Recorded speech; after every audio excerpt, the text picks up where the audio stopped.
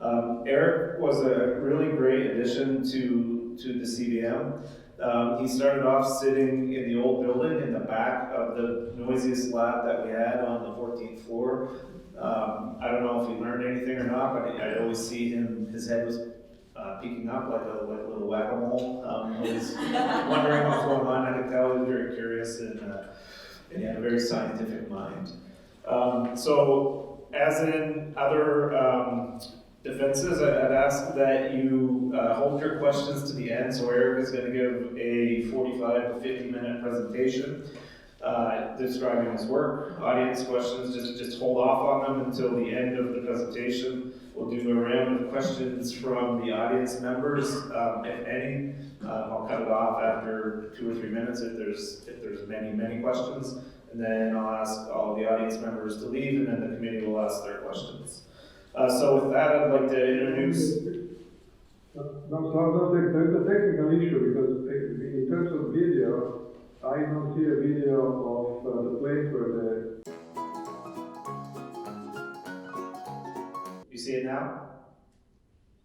I see it, yes. Okay. So with that, I'll introduce Eric Earley. His dissertation title is Sensory Substitution in the Presence of Vision, Providing Joint Feedback to Improve Myoelectric Prosthesis Control and Adaptation. Great. Thank you, Levi. I think I have a live mic, so that should be good. Is everyone able to hear me in the back? Sandro and John, you're able to hear me? Muted. Perfect. All right. Hopefully that's the last technical issue that we run into. But I'm always a fan of... The microphone is muted, so we can't hear Eric. Oh my gosh. All right. Is that any better? That's great. Thank you. Technical issues aside, I'm really excited to be able to talk about the work that I've been doing over the past several years on sensory substitution in the presence of vision, providing joint speed feedback to improve myoelectric prosthesis control and adaptation. So before I start talking about the work itself, I kind of want to put everybody in the same frame of mind. So I'd like you to think about some of the activities that you all do on a daily basis. Things like eating, brushing your teeth, clothing yourself, getting to work. And I'd like you to think about the types of movements that are required to accomplish these tasks, and the amount of dexterity and finesse that is required to do so. The reason that we can do these things on a daily basis is because of the communication loop that is built into our bodies. Here's how that communication loop works. Our brains are sending information down to our bodies, acting upon our muscles, acting upon the joints, and resulting in some sort of motor output. But at each of these levels, the body is constantly sending information back to the brain. These two pathways are called the feed-forward and the feedback pathways. Feed-forward for everything emanating from the brain acting upon the body, and feedback for all of the sensory information coming from the body back into the brain.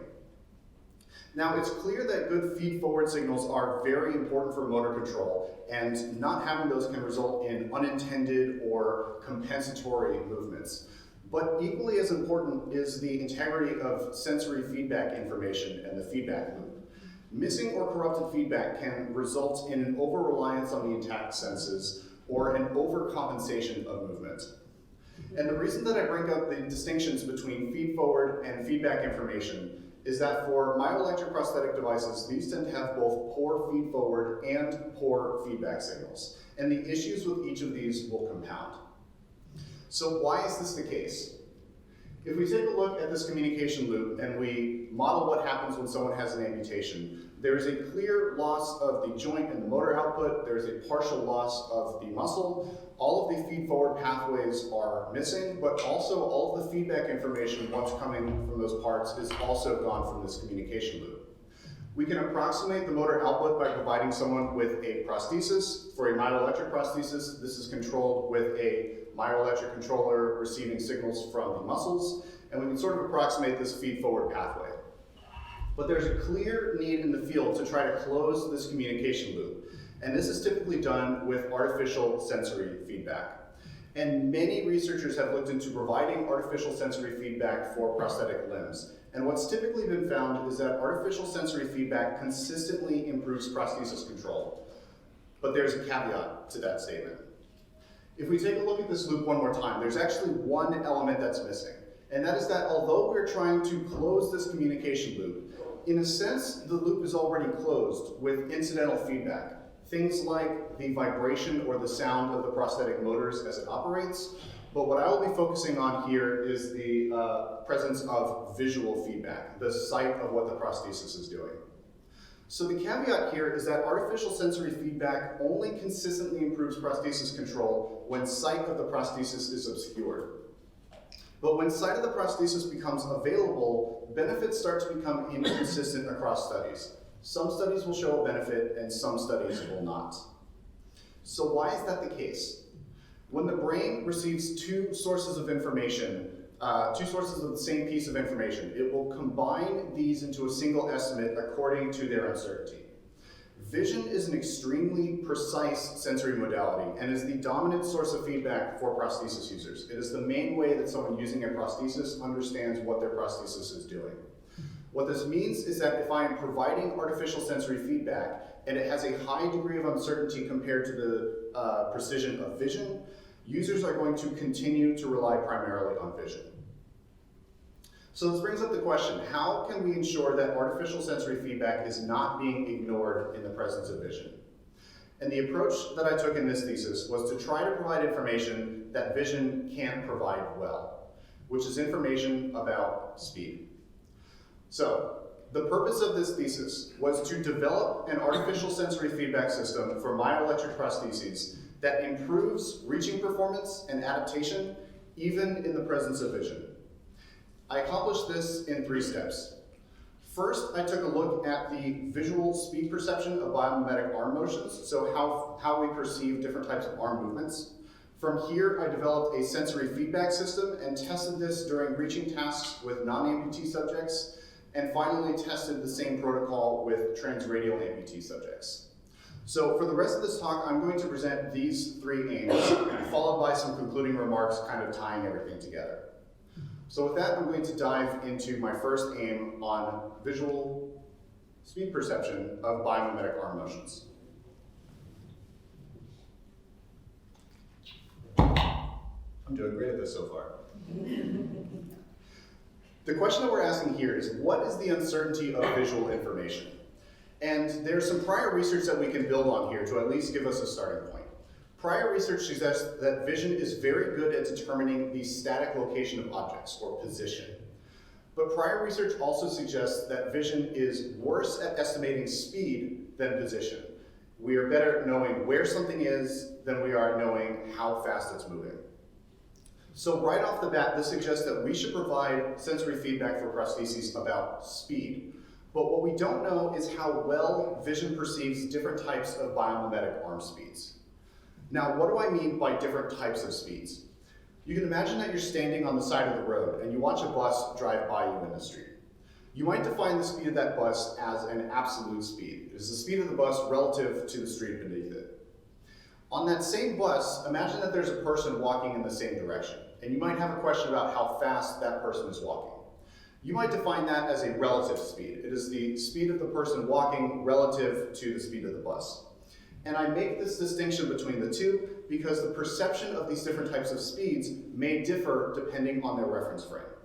So it's not so much that we should provide feedback about speed, so much as it is that we should provide feedback about the type of speed with the greatest degree of uncertainty. So the purpose of this first study was to quantify visual perception of arm speeds, to identify the speed with the greatest degree of uncertainty, and to supplement vision with auditory feedback. So the first question here is, what type of speed is most uncertain when it comes to arm speeds? If we consider arm speeds as being movement in sort of a planar reach with the shoulder and the elbow, we can consider 3 types of speeds as being relevant here. You might define the speed of the shoulder relative to the torso as an absolute speed. In the same way, you might define the speed of the elbow relative to the movement of the shoulder as a joint speed or a relative speed. And finally, we can define the Cartesian movement of the hand as a sort of linear speed. So for this set of experiments, I created virtual representations of these 3 types of speeds on a computer screen and had subjects observe these speeds to identify sort of which was faster. So the link of interest here was highlighted in green to help draw subjects to the speed I was asking them to comment on. The way that this series of psychophysics experiments ran was that I would show my subject 2 examples of the speed of interest. In one example, the speed would be faster than the other. What I'm asking my subjects to do here is to identify which of the 2 stimuli was faster. If they guessed this correctly, on the following trial, I would decrease the difference in speeds between the 2, making the question more difficult. But if they guessed incorrectly, I would increase the difference in speeds, making the question easier. And then I would repeat this process ad nauseum until one of my subjects fell asleep and had to redo the experiment. The rest of my subjects commented that this was the most boring experiment that they've ever done in their life. But these are the types of sacrifices that we make in the pursuit of science. So as these speed differences are increasing and decreasing, what I'm doing over time with these repeated observations is I'm eventually converging on something called the just noticeable difference. What the just noticeable difference represents is the difference in speeds, that if I were to show you this difference in speeds multiple times in a row, you would guess correctly which one is faster about 84% of the time. And specifically, the 84% just noticeable difference has a unique trait that it is linearly correlated with the uncertainty of the underlying estimator. In other words, it is correlated with the amount of uncertainty in our visual estimates. So I looked at these 3 different types of speed definitions across 3 different nominal speeds, slow, medium, and fast. You can see those nominal speeds on the x-axis here, increasing speed moving towards the right. The uncertainty is shown on the y-axis. And the main takeaway from this first study is that joint speed is perceived with the highest degree of uncertainty compared to either absolute rotational speeds or linear speeds. Now, of particular interest here is this top point with an uncertainty of greater than 50%. What's happening here is that the joint speed is moving at 30 degrees per second, but the reference frame, or the speed of the proximal link, is moving at 60 degrees per second. So the reference frame is twice as fast as the speed I'm asking my subjects to observe. And this brought about another line of questions. Is the reason the uncertainty is so high here simply because there's more movement on the screen? Or is it something about the ratio between the reference frame speed and the joint speed that is causing this high uncertainty? So we ran a second set of experiments on asking when joint speed has the highest degree of uncertainty. Because now I'm only interested in joint speed, what I've done is I've just highlighted the joint between these 2 links in these visual examples.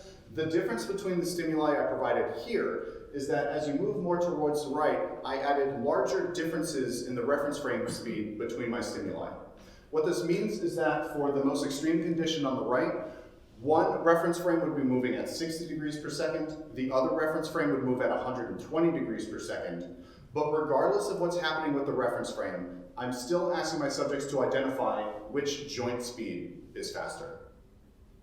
So again, running these 3 different conditions across 3 nominal speeds, the trend that I found here is that uncertainty increases with larger shifts in the reference frame speed. So as the reference frame is more inconsistent between these observations, the amount of uncertainty with these visual estimates increases.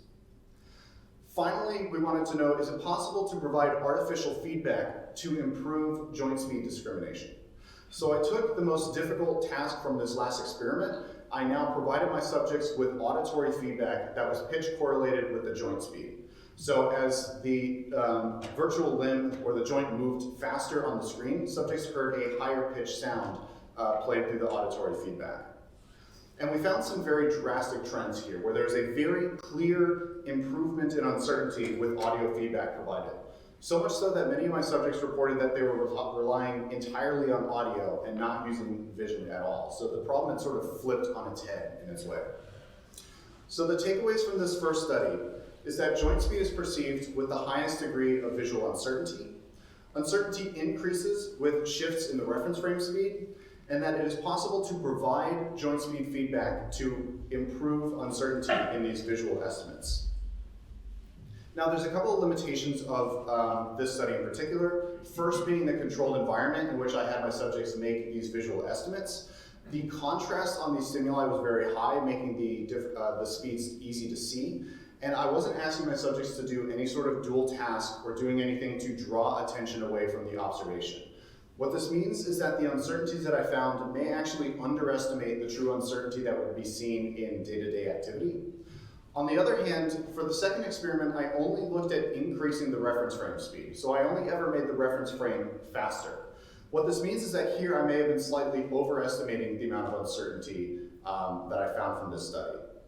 But the major remaining question here is that, sure, I've shown it's possible to improve visual estimates of joint speed by providing audio feedback, but does that lead to an improvement in myoelectric prosthesis control? And this is where I move into the second aim on providing sensory feedback during non-amputee reaching.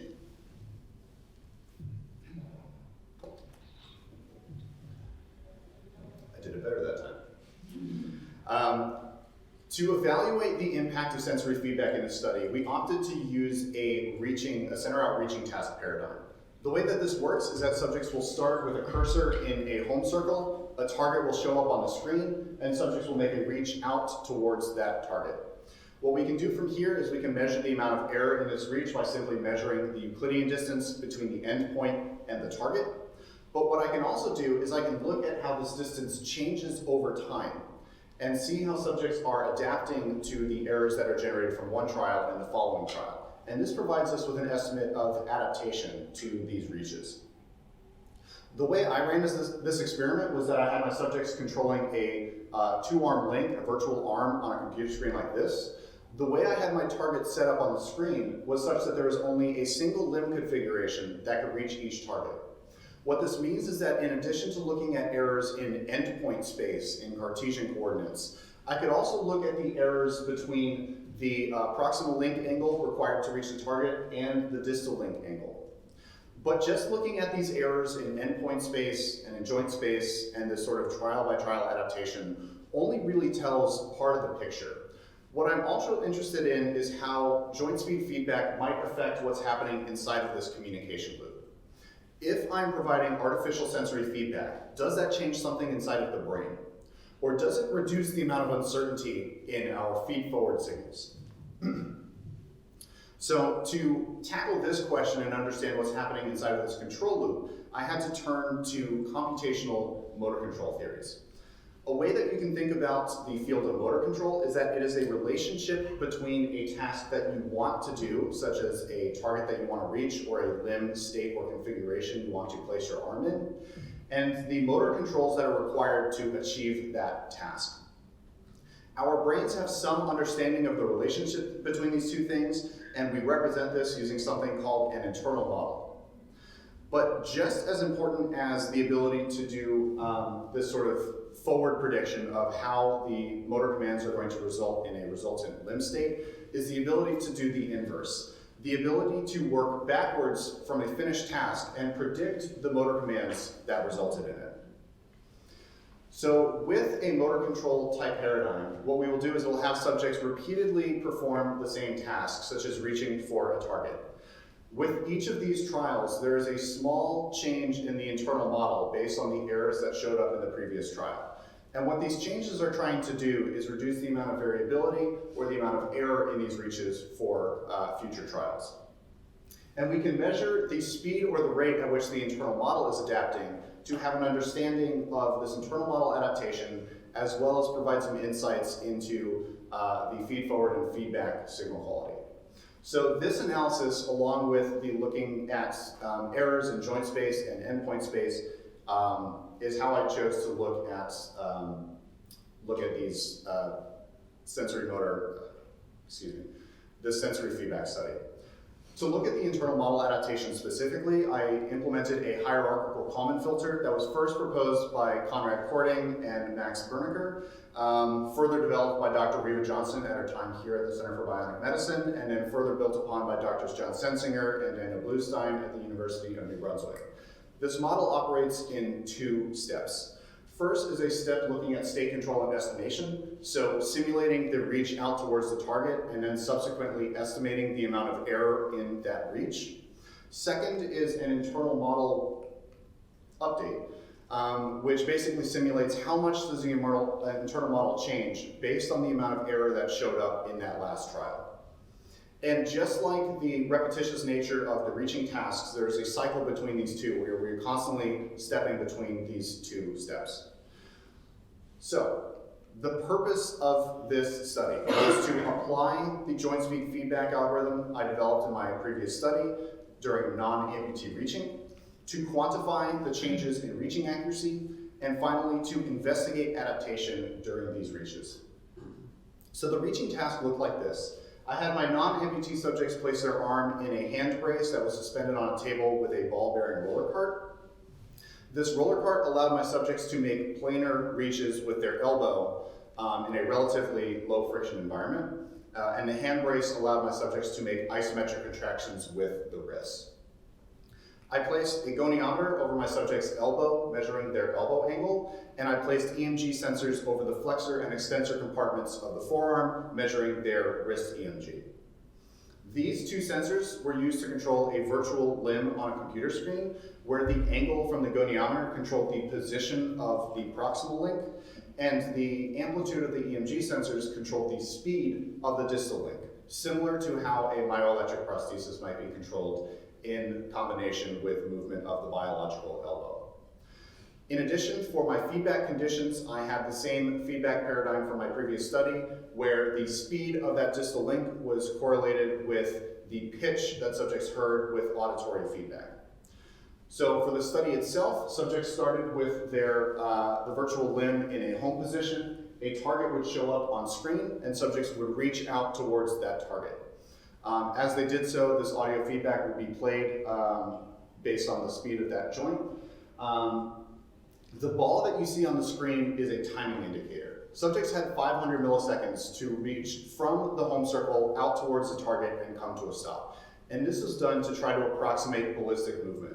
In other words, we wanted these reaches out towards the target to rely only on feed-forward commands, and we didn't want there to be enough time for feedback to make its way back into a brain and adjust the reaches mid-flight.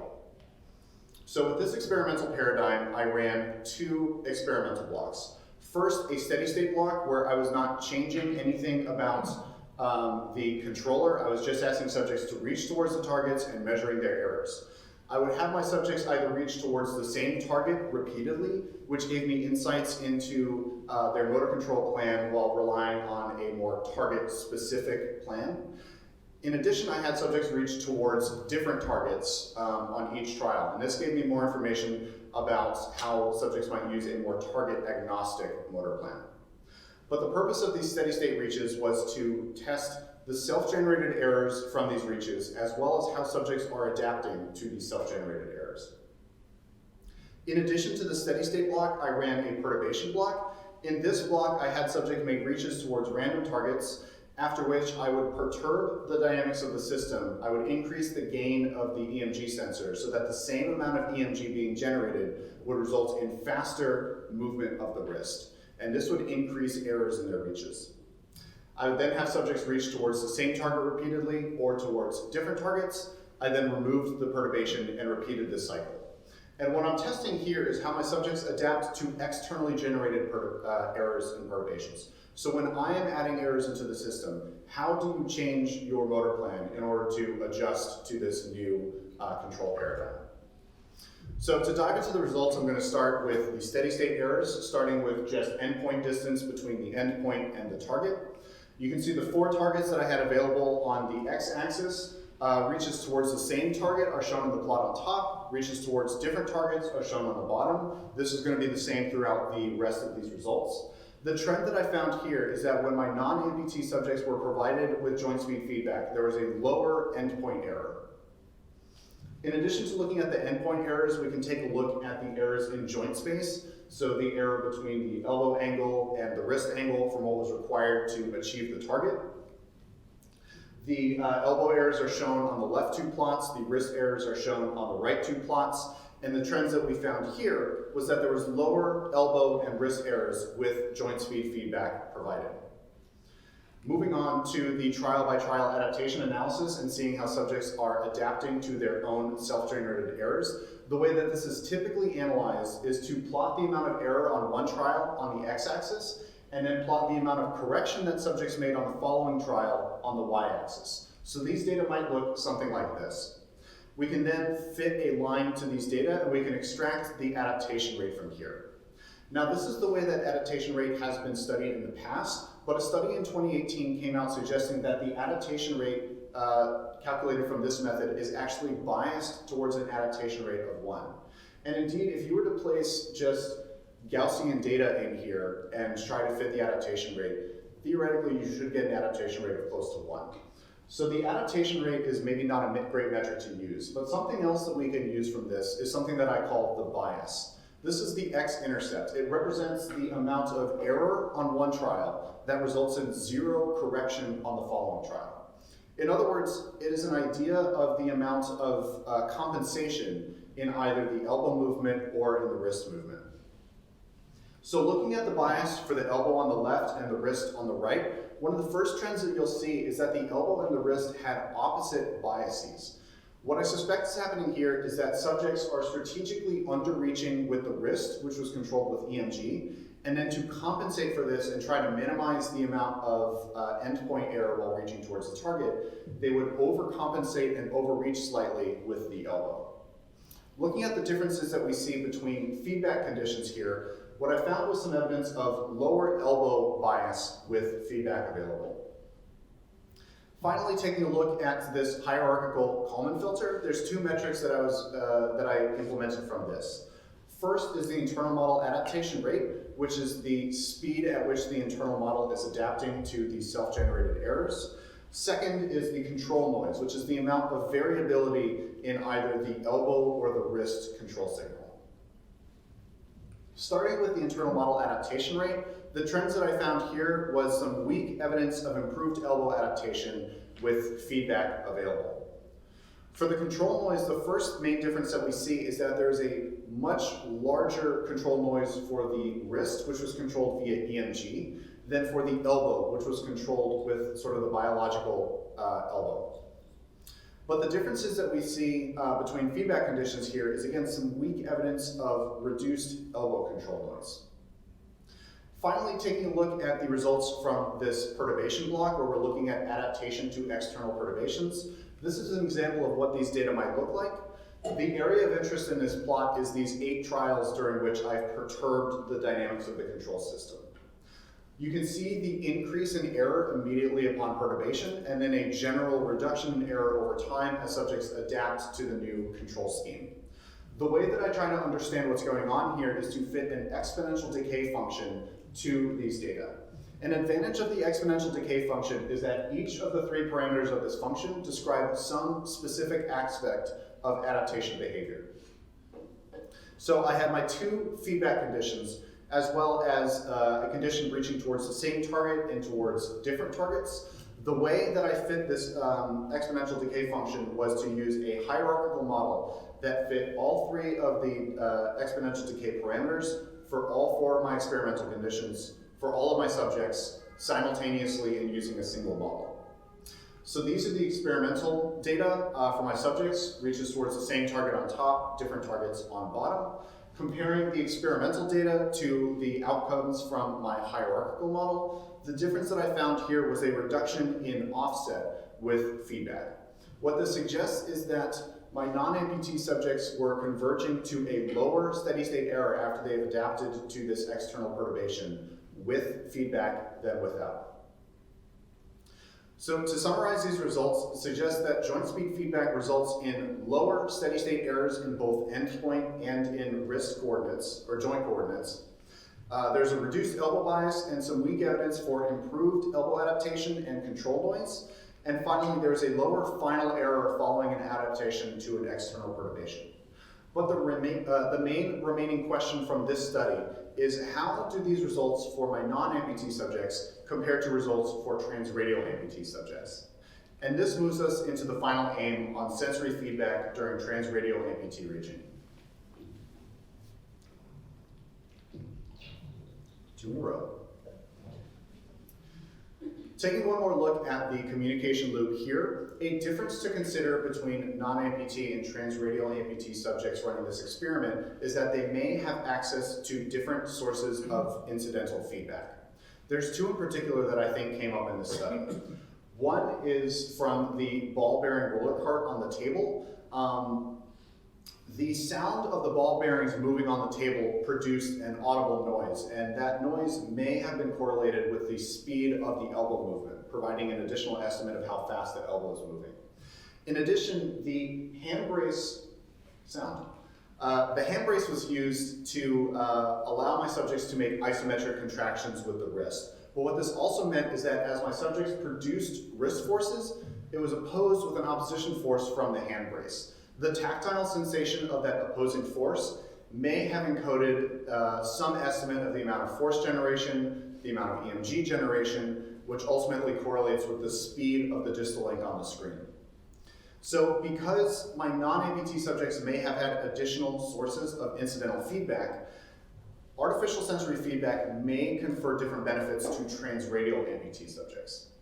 So the purpose of this final study was again to implement my joint speed feedback system during transradial amputee reaching, to compare the changes in reaching accuracy between transradial and non-amputee subjects, and finally to investigate adaptation during reaches.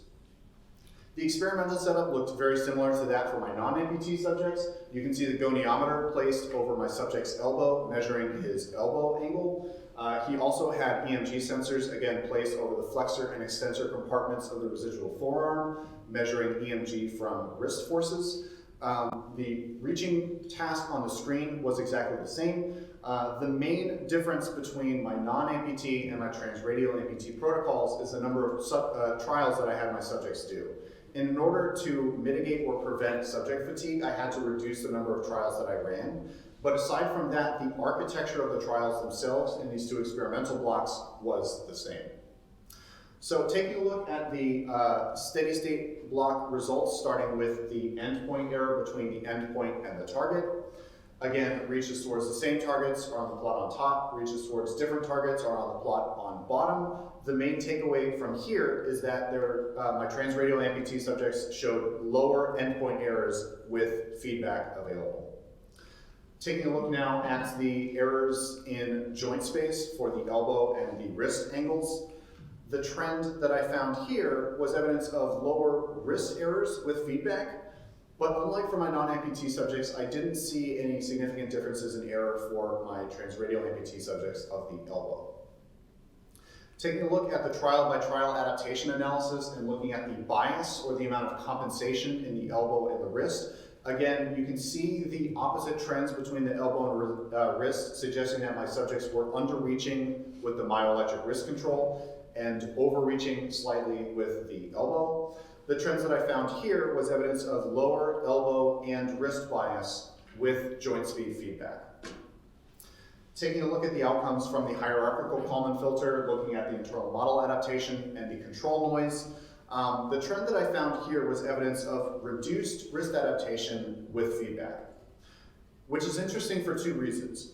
One, my non-amputee subjects showed differences in the elbow, whereas my transradial amputee subjects are showing differences in the wrist. Secondly, while my non-amputee subjects showed an improvement in internal model adaptation, here I found a reduction in wrist adaptation. Taking a look at the control noise, we again saw the trend of the drastically increased control noise for the myoelectric controlled wrist compared to the positional controlled elbow, a much higher increase for my transradial amputee subjects than my non-amputee subjects. But the trends that I found here was some weak evidence of reduced control noise for the wrist with feedback available. Finally, taking a look at adaptation to external perturbations. Again, I was trying to fit this exponential decay function to my subject's data. However, the hierarchical model that I had used previously couldn't fit my data, likely due to the smaller amount of data that I had available, but also due to the variability in my transradial amputee subjects' reaches. So instead, I fit an individual model to each subject and condition, and then I compared the parameter values that way. What that means is that for each of my experimental conditions, I fit 6 exponential decay functions, 1 for each of my 6 subjects.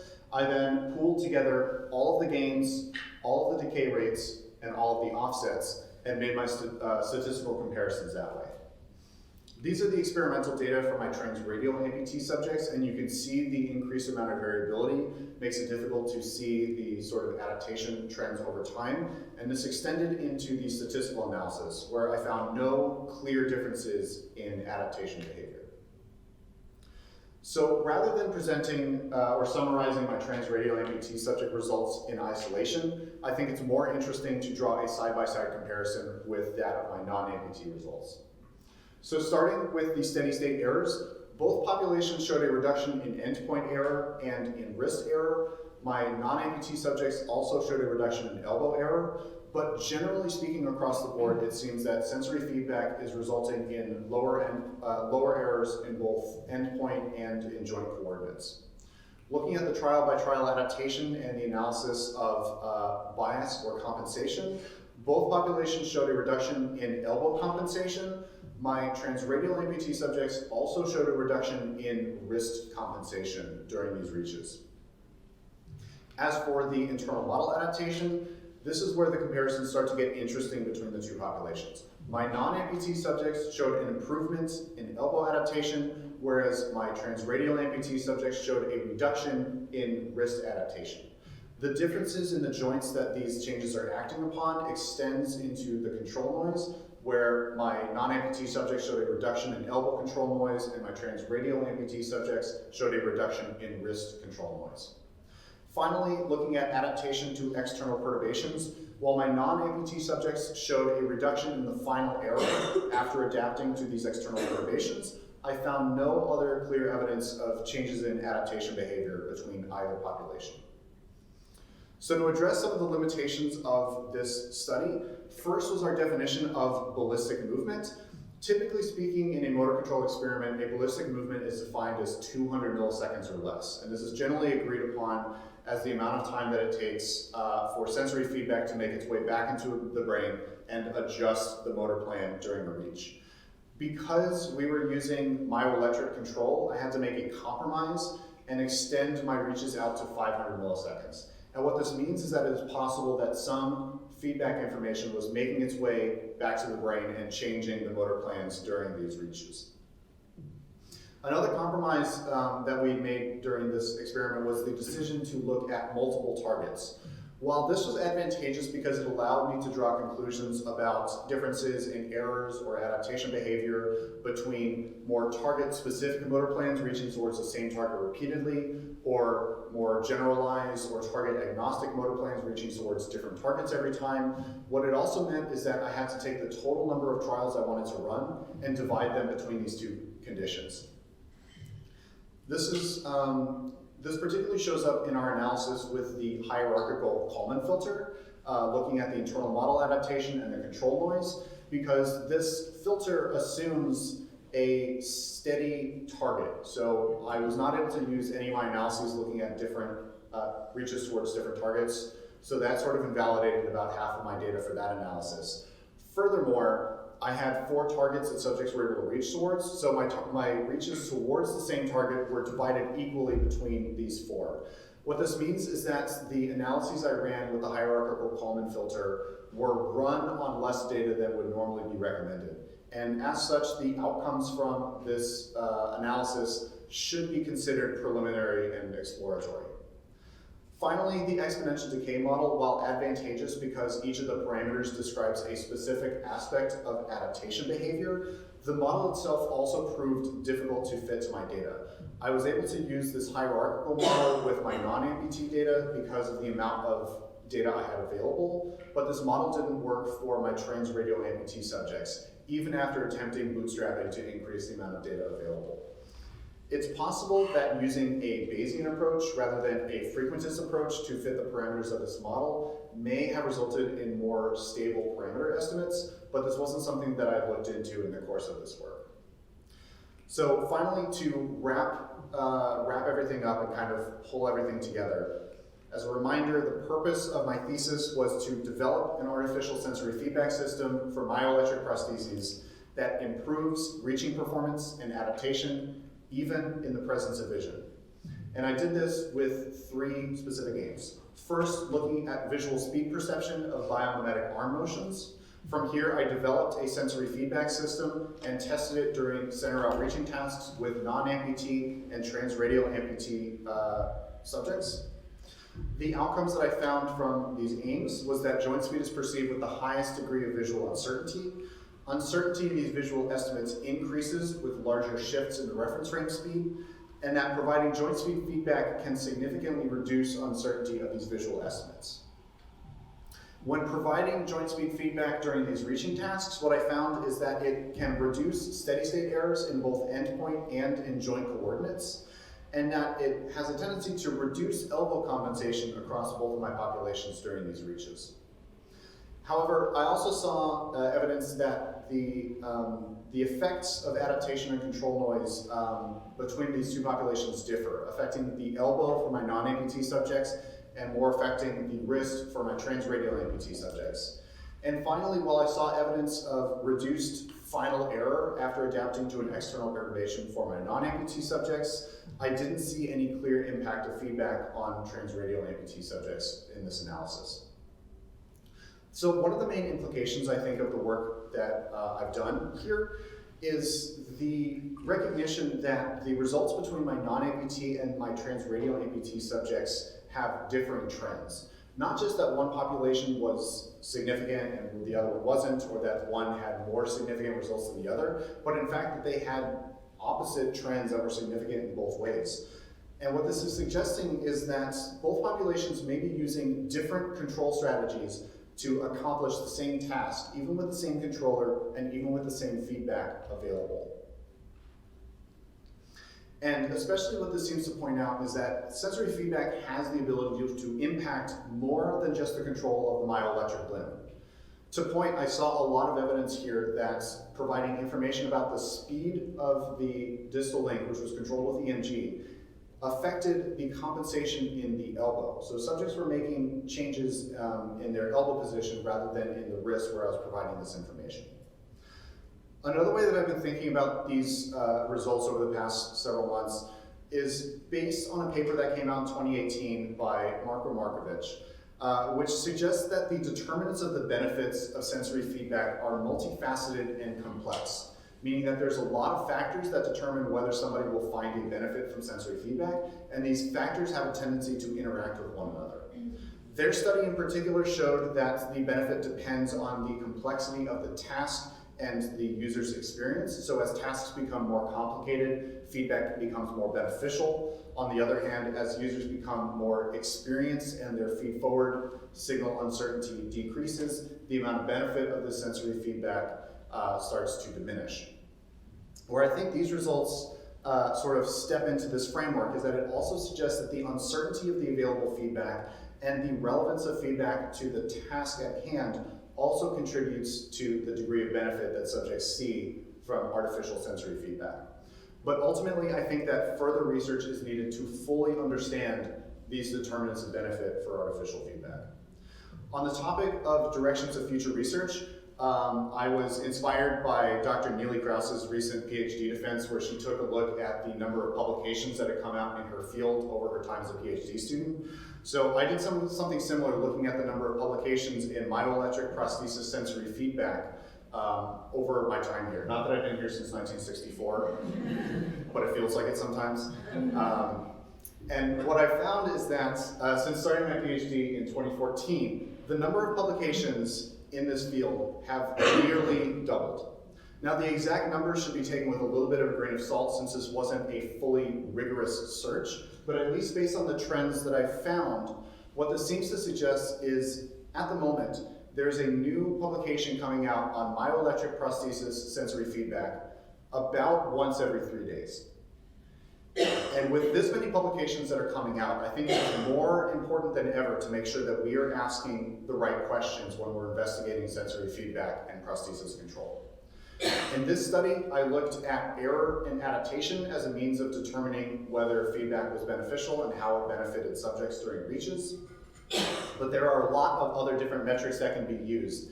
And I think that we need a better understanding of how these different metrics relate to one another and how they relate to clinical outcomes. But regardless of the metric that is being used, I think that sensory feedback studies would benefit from asking 3 questions before starting any study. First is to ask, what is the incidental feedback that is available during the real-world task being addressed by the research? Second is to ask, what incidental feedback is available during the experimental task?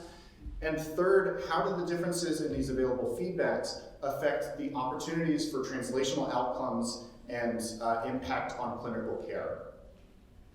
And finally, to address clinical care, I'd like to talk a little bit about what I'd like to see for the future of sensory feedback in its approach to clinical care. And that is that I'd like to see it take an approach similar to that of myoelectric prosthesis design, where over the years we've seen many proposals and commercially available devices with multi-articulate fingers, advanced control algorithms, and sort of all of these.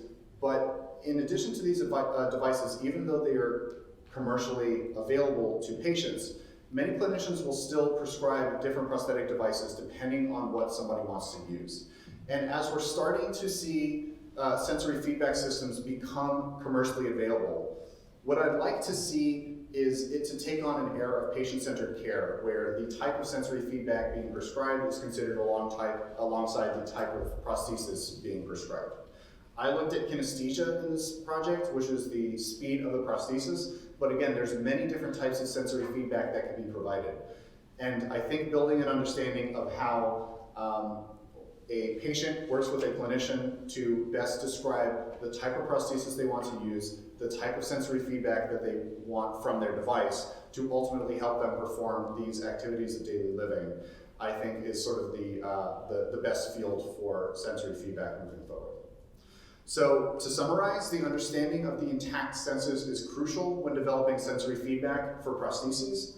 What I found is that supplementing vision with joint speed feedback can reduce reaching errors in both endpoint and in joint coordinates. However, I also saw that adaptation behavior and improvements can differ between non-amputee and trained radial amputee subjects. And ultimately, I think that further research is required to fully understand the determinants of benefit for sensory feedback. So I'd like to take the last couple minutes and acknowledge and thank all the people who've sort of helped me in this journey, starting with my advisor, Dr. Levi Hargrove, for all of the mentorship and guidance that you've given me over the years. My collaborators on this work, Drs. Riva Johnson and John Sensinger, thank you for working with me on this project and for helping me to understand the admittedly dense field of motor learning at times. To the rest of my committee, Dr. Eric Perot and Sandra Luzavaldi, thank you for helping me to understand the context of my work within the field at large. I'd like to thank my parents and my brother for all of the love and support that they've given me over the years and for being there for me as I've gone on this journey. All of the grad students and postdocs that I've worked with over the years for helping to share your knowledge with me and helping me to become a better researcher. All of the staff that I've worked with through the Center for Bionic Medicine for helping me with engineering and clinical support and exposing me to sort of the clinical side of our field and just all around making the Center for Bionic Medicine a great place to spend these last couple of years. All the people that I've worked with and met through the Communicating Science Conference, I really appreciate you helping me to develop my communication skills and my ability to bring my research outside of the ivory tower of academia and put it in the hands of the public. And finally, just all the friends that I've made along the way during grad school. Thank you for being a support network for me. Thank you for helping me to be well-rounded in education and for just making grad school a blast. And finally, thank all of you for coming today. It really means a lot to me, and I'd be happy to take any questions.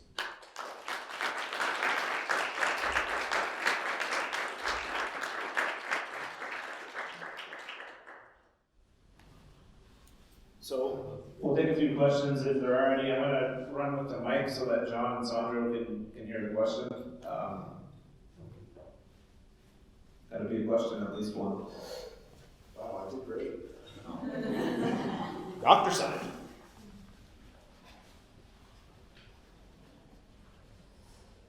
Thank Thanks, Eric. Nice job on your presentation. I'm curious if you have thought about how much, which joint your testing comes into play. So you moved the elbow based on goniometer and wrist based on EMG, presumably to mimic transradial amputee. Right. But if you were working with transhumeral amputee, if you're doing the shoulder versus the elbow, if you've thought about if any of your results would change based on the level. Yeah, so I initially started this project by emulating a transhumeral prosthesis, so simultaneous control of like the elbow and the wrist, for example, with transhumeral amputees who had targeted muscle reinnervation. I do think that the differences that you'll see, you will see differences in the results depending on the level of amputation. I think most of it comes from the in essence, the control noise with either positional control or myoelectric control. What I think was happening during this experiment in particular, the reason we saw so much adaptation or compensation with the elbow is because the elbow had very low control signal noise. And so if subjects are trying to reach out for a target and their goal is to try to reach that target with sort of a minimum amount of variability and a minimum amount of error, sort of the way to do that is to use your elbow as much as possible because you know what that outcome is going to be and try to rely a little bit less on the myoelectric control. And that's why we were seeing strategic underreaching with the wrist because it was velocity controlled. So with the EMG signal, the less that you move it, the less uncertainty there's going to be in where you end up. And then you can overcompensate a little bit more with the elbow. If I were to test this with the 2 degrees of freedom, both being myoelectric, I suspect I would see a little bit less of that sort of compensatory movement. But if there were differences, it would show up in the fact that given that the links are both the same length, the movement of the proximal link has sort of a greater impact on how close the endpoint gets to the target than the movement of the distal link. Any other questions? Time for one more, if there are any.